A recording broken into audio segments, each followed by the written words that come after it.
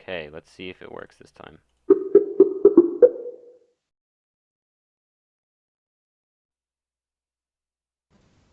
All right, we've got audio. Okay, it was just. Happy Easter, everyone. Happy Easter.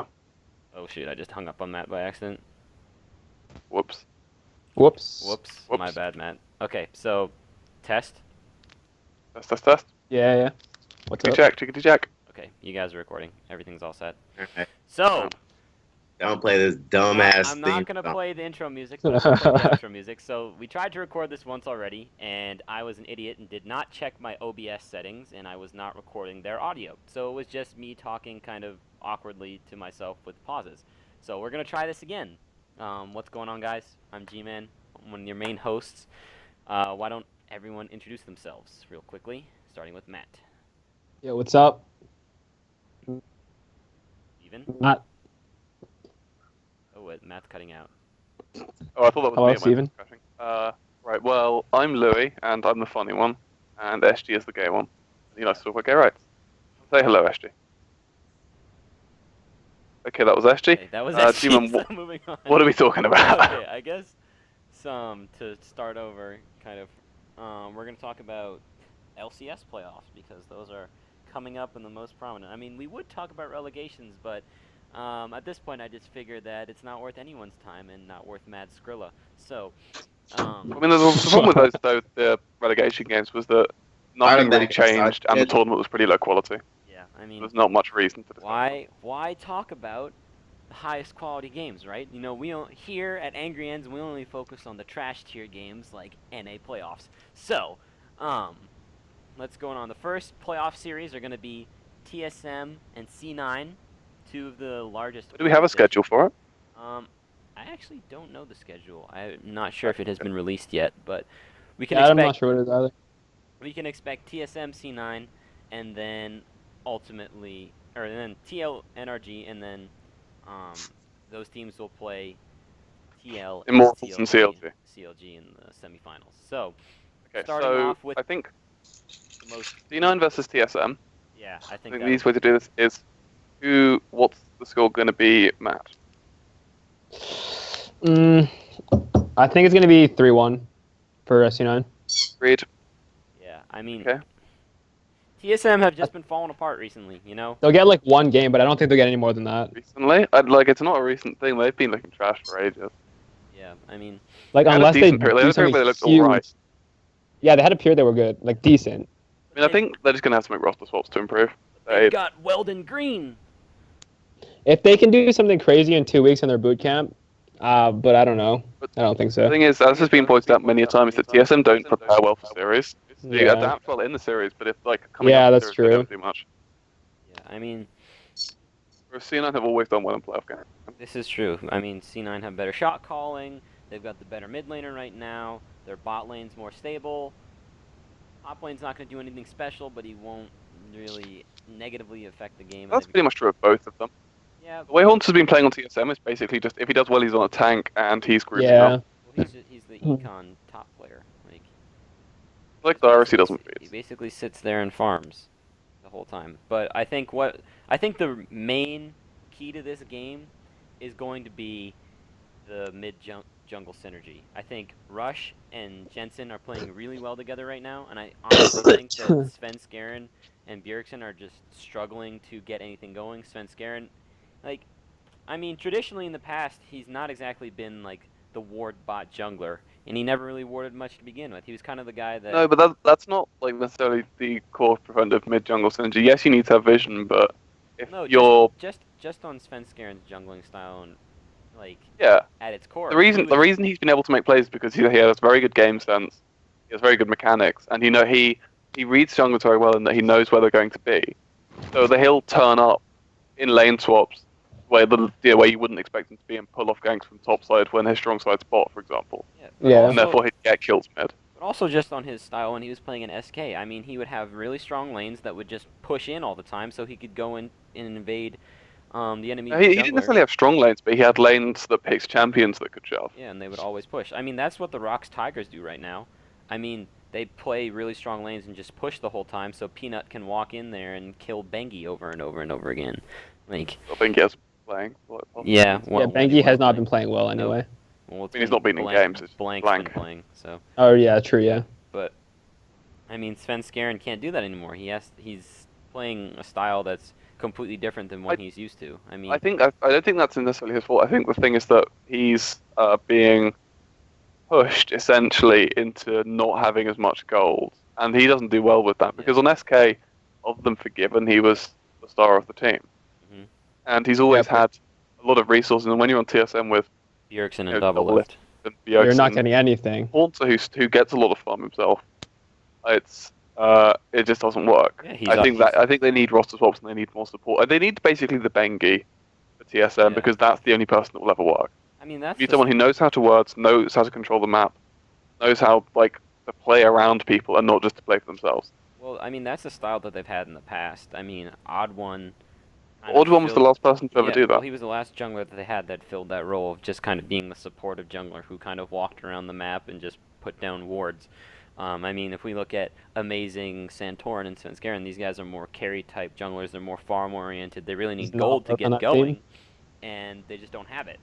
So, I mean, you can get these star players, but ultimately it's not going to amount to much if you can't get their styles to work together. I mean, I guess you can see the same thing with Longzhu. I mean, they've got 5-star players on their roster, except for maybe the exception of Pure, and they can't get anything going because their styles don't mesh.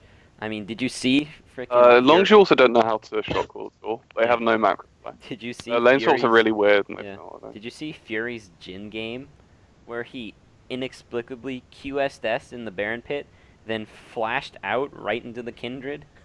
Like, No. it was probably. Wait, did you I guys- mean, that's a micro play that was kind of boosted, but like. That last game, when it was, I think with Energy versus TSM, and Doublelift died to Jhin ult with flash and heal up. Like, I think it was Bjergsen, wasn't it, on Corki?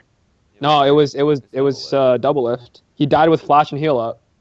Okay. Oh, I remember the kill. I don't know what he was doing. He had both thumbs up. Like, It was a bit could have done absolutely anything to get out of that. It was a bit of a joke. But like honestly, what we should probably head to now is before we do the NA playoffs, we do the NA promotion tournament. that's what. That's well, we didn't talk about NRG TL when we talked about TSM and their. Oh shit, we're whoops. Okay, well NRG TL, TL will 3-0. I don't I don't know if they'll. I don't think they'll 3-0. I think the main reason they're going to 3-0 is because they don't. So NRG put impact on tanks constantly, and then it's just if GBM gets lane advantage, he'll pressure. If he doesn't, Moon won't do much. Their bot lane plays passively, and like if the bot lane and their top lane, because of the way they put them on picks, it's just if mid and jungle do something, they can expand and get advantage on the rest of the map. But on their own, they'll just go even. Like, Yeah, I I don't guess so. think that versus TL, who have Dardoch, one of the best junglers in NA because there aren't many great junglers, he'll out pressure very hard, and Phoenix does often do well in lane, and yeah, but we've won't never have that advantage. we've never seen either of these teams in a playoff scenario. What if Dardoch chokes? You know, he's a rookie player. He's So never that's been. just like a random what if saying that maybe they don't work. Yeah, I mean, all right. If we go off I regular. mean, Phoenix and Piglet have shown up in playoff series before. It's true, but I also think, like, in my opinion, Phoenix is pretty overrated, and I think he'll get destroyed by GBM. But, like, there are a lot of unknowns. One in this lane series. the last game. It honestly depends on which TL and which NRG show up. If we get the NRG that we got kind of in the middle of the split, we're gonna see a bit of a disaster around resources and GBM basically trying to 1v9. And if we see the same from TL, it'll basically be a battle of who can carry harder, GBM or Piglet.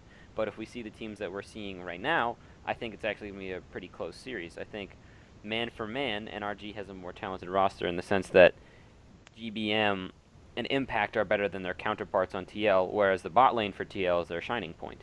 And I also think the jungle for TL is their shining point. So it's really going to be... My main problem with this is that the current state of the game is with carry junglers, and Dardoch has never given us any reason to suspect that he's worse than what's his name, Moon.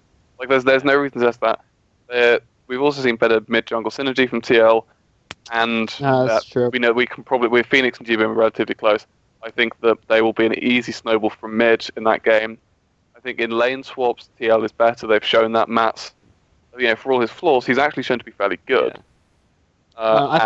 I think TL will win, but it's going to be like Yeah, I think 3 it'll be. I think it'll 1 be or a 3-2. 5-game series. 3-1 or 3 in my opinion. I think we're. I think NRG won't show up. Yeah, I think it'll be a 5-game series. I definitely give the coaching edge to Team Liquid. I think Loco Doco knows what he's doing. Despite what we may have thought on TSM, I think he's really proven that he's capable of coaching a team. I think that's the problem with TSM is that they don't respond well to They're not, coaching. I think, I mean, in my opinion, TSM needs to do some major roster swaps, and possibly Bjergsen needs to find a new team. But that's the topic after we cover relegations here. So, let's see, NA relegations. Who's in it? It's Renegades. Okay, so Dignitas will play TDK, Okay. Ooh, that'll be a and good series. the problem with this is that TDK lost their good players. Yeah, TDK lost. They have Alex So I Ichin. think Yeah, Dignitas are going to win this 3-0. Yeah, I think I so don't too. think 3-0. I don't. Who did? Wait, let me look at the TDK roster. TDK. Les, roster- Kez, Alex Ich, OQ, and Trance. Yeah, they're not going to win. And also, they've Who's the looked top pretty laner? bad in terms of macro gameplay. Planer? Close that. Flares. A guy called Flares. Oh, from NMA. Flares. Oh, Flares is good. Kez is meh. Alex Ich is a significant downgrade, and the bot lane is the same except for the addition of Trance. So I think it'll probably be 3-1 Dig. Yeah. Like TDK lost all their good players. I mean, if it were the original roster with Seraph and Ninja, I think they would absolutely Yeah, they would have demolish. won probably. Oh yeah, no, I mean absolutely. There would be no doubt in my mind that TDK would destroy that series if they had their proper roster. Because Renegades have most of their players. Or they're 2 of their 3 star players. Yeah. I mean, OQ's obviously the star of that team. Yeah. I think OQ can carry one game. I think he can. I think Maybe. I think he can win. Maybe. I mean, the game isn't focused on ADCs, so I'm Yeah, not exactly. I mean, sure about I mean, against Dignitas. I mean, just wait for them to Who's do Dig's- Baron. that. Jungler? Dig Baron. Big Baron. The Diggs jungler is. So then, if Dig win, they'll play Renegades, Yeah. Okay. So Renegades 3-0. 100%. I Think think it'll be just- close. I think they're absolutely a different team.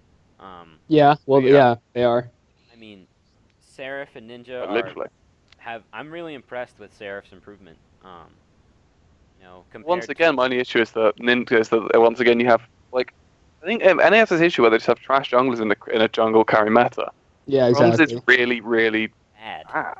I mean, there's a reason he's- He has good moments, right? He has these moments where he's in the right place, he does nice plays. You think maybe there's hope, and then he'll just run in 1v5, miss Gragasol and die. Oh my Yeah. god, there was a time where he tried to save Seraph and he flash E'd Gragas ulted. Not only did he miss the ult, but Seraph died anyways to Jhin ult. Luxol. Oh yeah, it was Lux ult, but still, absolutely horrendous plays. I mean, there's the whole dumbs and smarts meme, which I think is absolutely deserved because you just don't know what to expect. from Which the one's guy. going to show up? Yeah. Yeah. I think that's kind of a thing. I don't think we have to worry about him not showing up to the playoffs because he's He's a veteran. He's got a lot of you'll experience. see both sides of him. Yeah. You'll see the full retard and the Yeah, not I so mean, full retard. he's a veteran. He's been in this situation before, on Dignitas, ironically. So it'll definitely be I think Renegades are absolutely going to demolish the series. I think they have Dig just have too much to worry about. Seraph is a carry threat in the top lane, Ninja's a carry threat in the mid lane, and then Freeze is a carry threat in the bot lane. So I think absolutely man for man, Renegades outclasses in terms of carries. I mean, you've got Alright. Freeze, the Draven God, versus the T1 Kog'Maw main in Apollo. Yeah. Um, Yeah, literally. Let's see. Who's their top laner? Oh yeah, it's frickin' Billy Boss. Billy Boss versus Seraph. Seraph will just if they can't let Seraph have grapes. Yeah, Man, yeah. they If have he to has keep- great, it's they done. can't- They have to keep them away from carry picks, and then Ninja, that guy can play whatever. He's pretty versatile. Yeah. Yeah. I don't think he'll be particularly close. Demons have this propensity for winning a lot of games in relegation tournaments. Yeah, I don't know why. We've seen a lot of their players turn up out of the blue. and then But I still think Renegades just have a much stronger roster. And they also have veterans. These aren't guys who are just playing their first series and like with TDK, you kind of have people who, like OQ, well, they haven't Yeah. played as Like much. besides lately. Alex Beach, that's it. Yeah. Yeah. Sample size. I Um, mean, Nice game. let's see. Impulse, Apex. yeah. So Oh, Apex roster is pretty good as far as I'm aware. Yeah, Chris, Eve, Shrimp, Keen, Police. See, what I really like, So, that Oh, Apex have done is that they do like the whole like double jungle switcheroo like where they that. put in either Eve or Shrimp depending on the game. I mean, did you read the interview with Saint about their series? is he roboting for else? Huh? Is that me? lagging? Yeah, your voice is cutting out for me. Okay, I Okay. apologize if there's a problem on my end, but I really liked the article that included the interview with Saint Vicious about his coaching style with Apex, and I think they're absolutely gonna win that series. I don't doubt them at all, but I think at this point it's hard to assess how well they do it or how well they'll do against Tip because we don't really have a way of gauging how good Tip are at this time. I mean, they lost to Renegades in that tiebreaker at the end of the split. Yeah. But I think it's difficult to assess how good or how bad the players on Tip actually are. I don't think that's true. I think it's pretty easy to assess. They've constantly shown they don't have much communication, they don't have much macro, they don't know where they should be. They lose out on farm, they lose out on gold, they lose out on objectives. They're mechanically, they've misplayed a lot of things. Mash is probably one of the better players on that team, which is questionable Sad. itself. Gate, Apex Mash, have and Gate. Apex have a lot of things going for them. They have Chris in promotion tournaments. They have Keen, who's shown to be very good at getting advantages in mid lane because he denies the opponent gold. Keen effect. Elise is a solid AD carry, like special the veteran support, and then you have Shrimp, who is kind of quite an aggressive jungler, who I quite like, quite interesting to watch, to be honest. Yeah. But I think he'll get advantages for him. I think it'll be a very clean 3-0 series. Saint Vicious has done a lot of work as a coach since he retired, and every Yeah. team he's coached has always had very good pick bands. He That's understands true. the game very well, and I think that will be a very clean series. I don't think. Yeah. I mean, don't think this will take very long. I mean, I wonder if he'll go with only Shrimp or only Eve, or is it? Yeah, Eve for the whole series because he did swap them out against TDK. And he swapped them out mid series. You can swap them out Yeah. mid. So we could see. That'll be interesting. Yeah. I think he should switch them out even if they win a game. Because if he can switch back, then there's no reason not to. Yeah, exactly. Yeah, He just mean, starts like, switch duking it them up. out. Yeah, I mean, exactly. Yeah. What I like is that the team can play around both of their styles, and I think that really speaks to not only how good Saint Vicious is as a coach, but how good those players are at adapting to the circumstances and team comps. So, I think what's been really good about NA Challenger this year is that we've actually seen some good macro level strategy, instead of just kind of the whole face bashing like we're gonna beat you with raw mechanical. Fiesta? Yeah. I mean, a lot of the time, Challenger Series kind of just depended on which team had more former LCS players. So, I think now that there's actually like macro level strategy being introduced, I think not only is it good for the game, but it's also good for the quality of the series and entertainment value as well. So, I'm excited to see what. I think this is largely a result of there being more coaches and more veteran players in the Challenger Series. Yeah. Because I mean, you have a lot more because people expect there to be coaches now. You get people kind of saying, "Oh, you should be doing this," and as such, there's some kind of quality of lane swaps, especially with people like Chris, who just plays in the Challenger Series for his whole career. Oh my God. That's true. And I mean, his professional record is 6-34, something like that. I think appalling, yeah. Yeah, like. So. He's had plenty of games against good teams, so you'd think it'd be fucking good by now. All right, boys. Sorry I'm late, but I finally made it back. We're here for the first annual KetCast. I'm your boy, Steven. What's going on? We've been recording for 20 minutes already. That's the perfect time. What's going on, guys? It's Okay. your boy. We're coming in live. This is We're talking. we are talking about League of relegations. Legends. Yeah, we're talking about And relegations right now. So, What? Let's see. So, our supposed bracket results in what? I mean, Dig beats TDK. and It's then Loses to Dig versus Renegades.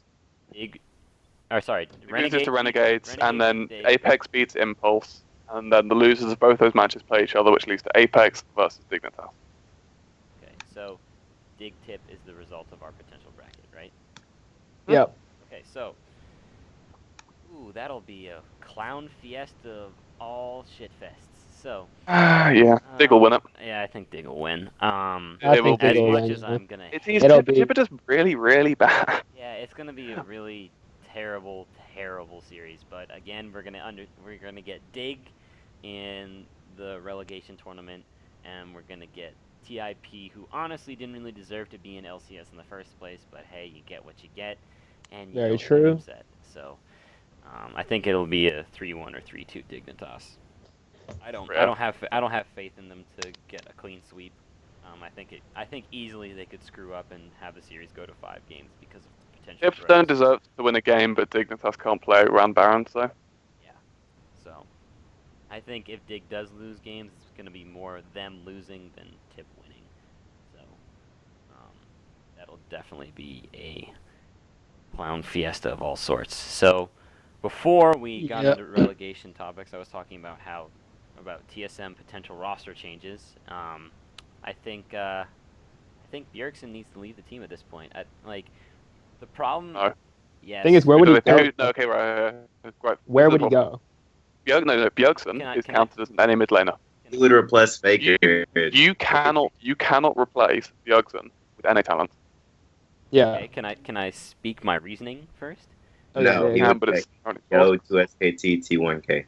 Okay, so besides the memes, I think the problem is that again Bjergsen is just not listening to Yellowstar, and I think at this point he's solid in his he is confident in his ability to do so because he knows he can't be touched.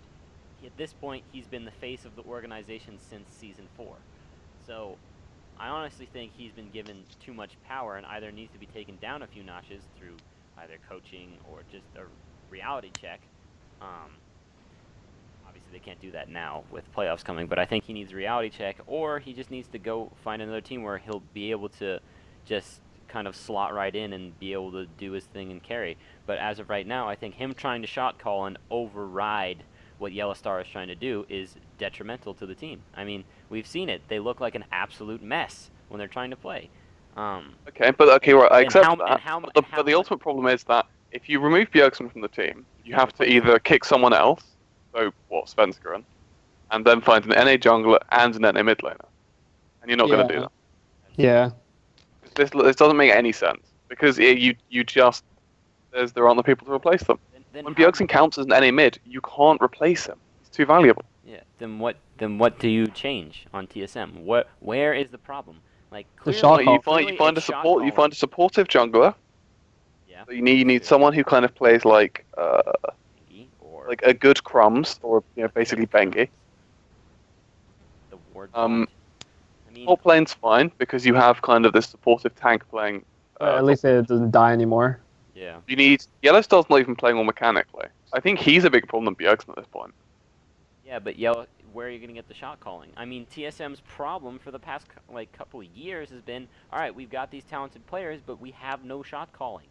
Yeah, if you watch the last TSM Legends, Yellowstar was trying to make a call apparently, and they just didn't listen to him. So they need a shot caller like Yellowstar. It doesn't necessarily, but the problem is that there are conflicting styles. I mean, Yellowstar traditionally was the guy who would make plays and go roam with Reignover into the enemy jungle and make plays or put down wards. Whereas right now, he can't really do that because Reckless isn't a low econ 80 carry. He would just sit back in the lane and farm. Whereas Doublelift's like, come on, man, like, where you at? I need you to be here so we can keep pushing and maybe kill them. I think definitely it's a difference in styles, and I don't know any lane dominant supports currently that are available that either A are available or B great shot callers. So I think it's just a stylistic dilemma that they're going to have to figure out, or they find a more supportive jungler and they figure out what to do with Yellowstar. But at this point, what supportive junglers can they get? They can't get anything. But there's the same can be said. What mid laners do they get? They can't get any What mid and support jungle mid laner combo or do you pick yeah. up? Yeah, You can't get it. like right now they're stuck because there is no one for them to pick up. Exactly. So this isn't going to work. Probably I not. mean, yeah. Unless we believe in Weldon Green, the magic psychologist, to somehow sort this out. I think TSM is just gonna completely crash and burn. So What are they? They ended up what, 6th, right? Yeah, they're 6th. they barely got in the playoffs. Is it better? They did not barely get in the playoffs. They were locked in like what, week 7. Yeah, I mean they probably were given half that. The 7th place team was not. Wait, no, they weren't. Actually, no, and they could have been knocked out by Echo Fox or Yeah, they could someone. have been knocked out by But there were a Fox. combination of games that like kicked them out of the playoffs. That's Yeah. not true. So I don't think it's being too harsh in saying that TSM. They did. I think they ended up being like 2 or 3 wins in between them and the 7th place team, so that's not really true. But I don't know how you improve TSM. They basically need to learn that Jurgensen isn't a very good shot caller, Yeah, exactly. and they need to. Like, it's just about attitude changes because Yellowstar has shown that he can be a good shot caller. He's not playing well mechanically at the moment. Yeah. Just He's need still a to great shot caller. essentially force them to go to sort of list. I mean, well, we don't know because he hasn't had a chance to do it. I mean, that's true, yeah. And but roster changes aren't the way to go with TSM. No. I don't think the roster change TSM. Maybe you change the jungler because I think a more supportive style, which Spencer Green has never shown to have, doesn't work for them. Okay, I think. So yeah. if you picked up someone who's more focused on, warding out mid, pressuring into the jungle, counter jungling, protecting his lanes, is probably better for TSM. Like the old one, but not one who doesn't suck dick. You guys want to talk about what happened with the MVP situation? Sure. That's just I mean, I'm not too familiar with what happened, but people were upset about who got MVP. Basically, yeah. What They were just Riot upset did that is they they get the gave votes. it to the winning teams. Yeah, pretty much. I mean, what? So, I mean, basically, the biggest grievance was with the NA, first team, the All-Star team, whatever it was called. Oh yeah, the They first. gave team it or to whatever. Huni, Rainover, Jensen, Turtle, and Adrian. Oh my god. Well, I Also, agree the two with best 3 of them. laners in NA are not Turtle and Adrian. Yeah, I think. Oh god. Pretty good, I think. I think, at least. And then Rainover won MVP, didn't he? Yeah. Yes. Why? All right. First of all, if we look at Immortals, if they're just gonna say like, all right, we're gonna give MVP to the best player on the best team, which would be Immortals at this point, why not Huni? Huni didn't play that well the entire split. I mean, He- Huni he was only- ultimately the carry threat on that team. Like, there were some games where He he would played just... well a couple games, but like a bunch of games he didn't play well at all. It was Rainover that got him the pressure. Rainover's probably been more consistent, but Huni's highs are Huni's Yeah. ceiling is much higher than Rainover's, I think. I think Rainover definitely played better than he did on Fnatic on Immortals, in my opinion. Yeah, definitely. But also at the same time, I think it's also quality of jungle talent versus the region, because I think it's definitely easier for Rainover to go and get in that ass. Who's the Versus second NA best junglers. jungler in NA? Is it Dardoch? Rush. Rush, I'd say Rush. Yeah, Rush. I was just thinking if that's legit the second best jungler in NA, so fuck. Yeah. 'Cause international tournaments when carry junglers matter if they basically just have Rush. Rush Rainover is a pretty solid pool of jungle talent. Yeah. Outside of that, I really don't know who they have. No one, I pretty mean, much. there's Dardoch, and then there's no one But else. really. Dardoch's going to get shit on internationally. Yeah. Still got a lot of room to grow. Yeah. He's not gonna make it international. Oh no, I No, doubt. I don't I think doubt. TL. I don't think TL will make it to the international. I imagine at Worlds. I mean, okay, if it was Worlds this split, it would be Immortals, C9 and CLG. Yeah. I think for sure. But I mean, take that with a grain of salt. I think out of those teams, CLG is definitely the weakest. I mean, in terms of international competition, I think CLG. Yeah, because because their ball lane will get dumped. Afro can't carry. Also, Darshan. I mean, Tarshan is touted as one of the best NA top laners, but we've seen time and time again against international competition, he just kind of gets shit on. He tries to. Time again. He's only played 3 international tournaments. Yeah, but at the same time, he keeps trying to do that bogus split push strategy, and he gets he tries to split push against Duke or Smeb, and just doesn't work. I think I think. But I mean, that's also part of the macro game. Is the CLG, their shot calling has always been a bit funky. Their early game's always been very good, but they don't always know 100% I think. like what they should be doing. Yeah, but I think we've seen the limits of what Darshan can do internationally. No, I Unless he somehow. I wouldn't say he's transformed. had like a fair chance. Yeah, But had I a mean, couple of tournaments, and and some of those have been with like the trash iterations of CLG too. that's true. I mean, right now, all right. Let's see. Right now, who do we think Immortals win NA playoffs? Yeah, I think so. No, You don't think so? No. I think CLG or C9 are going to win it. Immortals, I don't know. They've been making shot calling errors and macro mistakes that just shouldn't be happening. And I think maybe part of that's the fact they were locked in and they stopped trying so hard. But they've shown real weaknesses, and Yeah. Well, the only question is, can An NA team. C9 and CLG abuse them? And I'm not 100% convinced. Yeah. I think it's less than 50% sure they win it.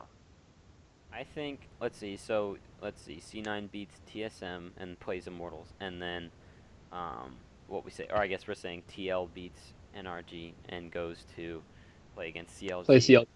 So, okay, that's actually a pretty good series if CLG TL is the turnout. Simply C9's biggest enemy in like the past 6 games has been themselves. It's been them being in the wrong places, not the other person making plays on them. If all C9 have to do is play at kind of their best level, then they will win playoffs. Because they are better than a lot of teams just because of the way the high plays. And the fact they have Sneaky, who's a consistent carry, Balls is the kind of supportive tank that you need on most NA teams. And then Rush is a very good jungler with good synergy with Jensen. They can do it. I don't know if they will. See, They just need to not essentially kill themselves. my biggest question for C9 going forward is what do they do about high? Like, Pick up Yellow Star. That's what they do. that would actually be the most hilarious roster change if Yellowstar left TSM and went to C9. Yeah. Like, their problem is like High doesn't want to play. He doesn't want to. He's like, guys, just let me retire, please. Like, but Bunny Fufu just isn't there yet as a shot caller. No. And I don't know if he'll ever be, to be honest. But Yeah. I definitely think the Yellowstar. He doesn't get a chance to play on stage because they need the wins. Yeah. So. I mean, I would be very surprised if the TSM roster stayed the same for the next split. Yeah. I think. None of those players should be on 6th place teams except maybe Hornser. Yeah. Yeah. Absolutely. Everyone on that team is capable of being top 2. Mhm. Top 2 in their region, yeah, absolutely, yeah. Okay, so what are EU playoffs right now? It's first round is Fnatic Origin, and then UOL and First round game. yeah, first round of EU playoffs. I think it's Fnatic, or is it Fnatic UOL? I thought UL got a bye. No, Did you all? I don't think you all got a. Oh wait, no, maybe they did. Here, It was let's- H2K G2 that got buys. Yeah, I'm looking it up. U. Oh, yes, it's the preparation we needed. ULCS. Let's take a look at. Let's see. Spring playoffs. So, first round is Vitality, Fnatic, and Origin UOL. Vitality Fnatic, Yes. did you say? Yeah, Vitality, Fnatic, and then Origin UOL. Okay, Vitality win that. No, Fnatic win that series. Nope. Do they? I I think think- Vitality has looked way better. There. I think Vitality will win that too. It's Fnatic in playoffs though. Yeah, but they don't have. All right, you could make the argument that it's Fnatic in playoffs when they still had Xpeke and Soaz, but they don't anymore. And gonna be honest, like Fnatic. Everyone and Reckless have it's- basically alright. higher ceilings than anyone on Vitality though. Fnatic, Cabochard. Fnatic. G-Man, Cabashot's never shown up to the level of everyone and Reckless have. I mean, Cabochard I don't is know what Cabochard is argument that easily is. a top 3 Western top laner right now. Is okay. Has he shown his ceiling to be higher than Featherfans? Not yet. The guy who solo killed Faker. Still hasn't been given an opportunity. Okay, but in EU he hasn't. I think Vitality wins this. I think so. The thing is, like, Fnatic went to IEM and made that incredible run, and then came back, and it was like IEM never happened. They went 1-3 Yeah. in their last 4 games.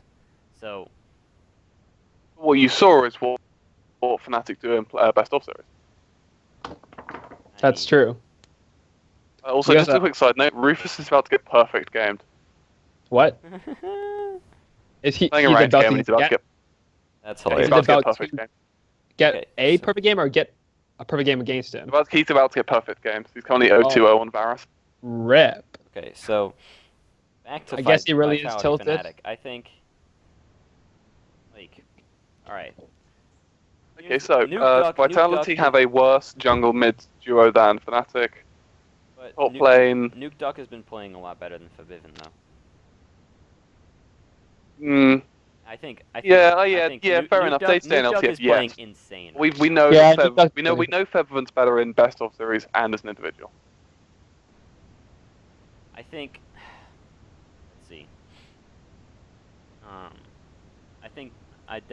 While I think that Nuke Duck is playing extremely well, Shook has been being his usual self, and not really been showing up as much as we expected him to. But he doesn't really need to. I mean, at this point, he just needs to put gold in the hands of Cabochard and Nuke Duck, and they can just carry while their bot lane is being supportive as usual. I mean, the thing that's really good for Vitality right now is that Sivir is back in the meta, and Hjarnan is like the OG Scuttle Crab player. So they can just put him on Sivir and have him auto-attack and make it so that Cabochard and Nuke Duck can just run at them with whatever picks. But also what I like about Nuke Duck is that he can play the meta champions, but also he's got some weird pocket picks that he's also good on. So Fnatic is going to be stuck in the decision like, all right, do we ban his pocket picks and force him onto a meta champion that he's also good on, or do we ban the meta champion and have to play against his weird pocket pick? So I think also that's good is that Azir is coming back into the meta, and Nuke Duck has shown that he's a strong Azir player. So I think definitely a big deciding factor will be what happens in the mid lane, but I'd like to point attention to the top lane where Gamsu is only good at playing like tanks and whatever and making seaweed soup apparently. So I think absolutely Cabochard is just gonna get like absolutely destroy Gamsu. I think if I'm Vitality, I think Shook camps top lane, gets Cabochard rolling, and then Nuke Duck just either plays safe or goes aggressively in the mid lane with Shook's help, and then bot lane just farms. I mean, like Thorin said, it's gonna be like the gentleman's bot lane listening, like, Sir Hjarnan, how are you doing, good sir? Is your farm coming along? Is your crop good this season? And then he yells back, "Ah, yes, quite good, Sir Reckless. How about yourself?" And it just turns into this biggest farm fest that you've ever seen in a bot lane while action is happening on the top side of the map. So I definitely think whoever plays better on the top side of the map definitely decides the win. But although I still think that no matter what happens, Cabochard is going to monster Gamsu. Mm. And then they put Cabochard on Nautilus and it's irrelevant. Yeah, I hope Yeah. they don't do that. That would make me really sad. And then OG UOL. I think OG wins that series. I think OG wins that series too. Wow. Because it OG looks like they're versus who? OG UOL. UOL, I think UOL's been playing very well. They've been playing well, but they keep on having these weird dips. Like they'll play well and then they play really bad, and then Steelback's the only one that plays really well every single week. I think OG is better shot calling though. I think if Absolutely. Xpeke is back in the lineup, OG wins that series pretty easily. I mean, while yeah, I do XPK like wasn't the shot call on OG. no, it was always Mythic. It's Mythic, Yeah, but they I did. play better around Xpeke than they do Power of Evil. So Yeah. um, Yeah. while I do like that UOL kind of improved their macro strategy over the course of the split, I still think there are some major consistency issues, especially with Fox, whose champion pool is a lot smaller than either Xpeke's or Power of Evils. And also, I think that top lane will also be important because it depends on which Soaz we get. I mean, yeah, it's Soaz in playoffs, but we also don't know if he's just going to tilt into Oblivion or not. So he won't tell. I would say this is definitely going to be a 5-game series. Yeah. Because OG have known to be very sloppy. And so it's going to be very good. But even when he's playing very well in the game, he can still pause the game to go late, and he can misplay and it can be weird. I don't see this not being 4 or 5 games. Okay, so what do we think? Origin wins that series, I think so. and then Ready? do we have I'd pick Vitality over Fnatic. I think I picked the Vitality over Fnatic as well. I honestly don't see that happening. Okay. I just don't see Vitality haven't shown that high enough ceiling. In our supposed bracket in our world where we voted that Vitality will beat Fnatic 2-1. So if that happens, Vitality would play H2K and Origin would play G2. So they both lose. There you go. Yeah, they both think- lose. Pretty much Yeah. as simple Yeah. as probably It's 3-0s, maybe 3-1s. Yeah. I think H2K and G2 are so far above everyone else. They're so they are. I think Like those series are going to be very much blowouts. Yeah, I think And G2 the final of I think H2K I think G2. Vitality could take a game off H2K, but I don't think they Okay. could take the series. And then the Fnatic final. could probably go even with them. Mm, In a series, maybe. Yeah, it's I think- Fnatic in best ofs, and they've always shown. They And might. even like at IEM, they monster, and it's I think They're very H2K different if teams If from it's both Fnatic, playoffs. H2K 3-0 is Fnatic. no, absolutely not. Yeah, I mean, it's just, I don't think Fnatic is gonna turn up. I think this is the first year that we see Fnatic not make it to a finals of LCS. Same with TSM. Oh yeah, but TSM's like 100% not going to be there. That's true. Fnatic have shown at IEM they have the capability within them to be incredibly good, and if they do that, they could make finals. But maybe they won't. Well, they do have one of the best coaches in the world, so. But then the finals, I think we're all agreed, is probably going to be H2K 2-2, Yeah, Yeah, I would agree with that. and I think H2K 3-1 or I 3-2. think that's I think it'd going be- 5 games. I think it's 3-2 H2K. It's close. Like I it's will- It'll be not. close. I will- It'll be close. Okay, so if we break this down, I mean, G2 have the best mid laner in Europe right now. I don't think it's even a contest. I think Perks has been easily proven that he's at the top of EU mid laners right now. Current best performing mid in the EU, yeah. And they also have the best jungler. I think Trick is absolutely. I think Currently performing the best in Europe, yes. it's him and Yankos, and at this He's point, I currently think- playing better than Yankov, yeah. Yeah, I think Trick and Perks are easily the best jungle and mid. Yeah. In EU. So I think what it's really going to come down to is one, does Forgiven get rolling? And also, does G2 get caught into the trap where they G2 kind of plays aggressive until it doesn't work. I mean, they play very aggressive champ picks and often will just either look to set up picks in the jungle and keep fighting you until it doesn't work. And I'm not sure that will work against H2K because I think they're the smarter macro team. I think All right, boys. Well, as much as I love talking about LCS for 40 minutes, we've been live for 43 minutes and 15 seconds. So, without further ado, I think we should wrap this. no, we're gonna keep going. Sure. So if you have to go, that's fine. But I think we're gonna continue going. Back to the playoff series. I definitely think it'll be a 5-game series because H2K is definitely the better macro team, but it'll depend on what happens to or how Perks and Trick can affect the series. Because honestly, I think that H2K's bot lane is a lot stronger than G2's, but at the same time, you can't count out either Emperor or Hybrid, who have both been playing well. Yeah. Hybrid, yeah. But I mean, I think H2K's brought in a 2v2 It's stronger, yeah. better, and also Yeah. that H2K have a better macro, and if they go into lane swaps, H2K will get, I would imagine, more of the resources. I mean, lane swaps can be a little bit kind of on the day random, see what happens, just Yeah. because of the way that if people in terms of micro mess up bouncing, or they don't go to the right lanes for CS, then you can have people getting advantages in those kind of mistakes. But I don't really see H2K losing this in a series. I think G2 style is quite easy to read, and I don't think they have the biggest champ pools either. They play quite a few specific picks they're very good at. think the only two guys who have really wide champions will probably be Perks and Trick, but yeah, I think it definitely goes to 5 games though. I think it'll be a good series. So, do you guys want to talk about Microsoft's racist AI really quickly?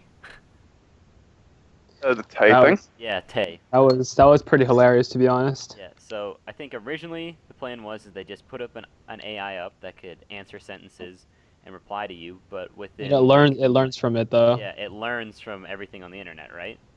It was actually learning from the internet. It Yeah, wasn't just learning it- from what they told it. Yeah. It would No, just- no, it was- it learns from what they told it. Yeah, and within like 5 Okay, or 10 right. minutes, it became a Holocaust-denying neo-Nazi.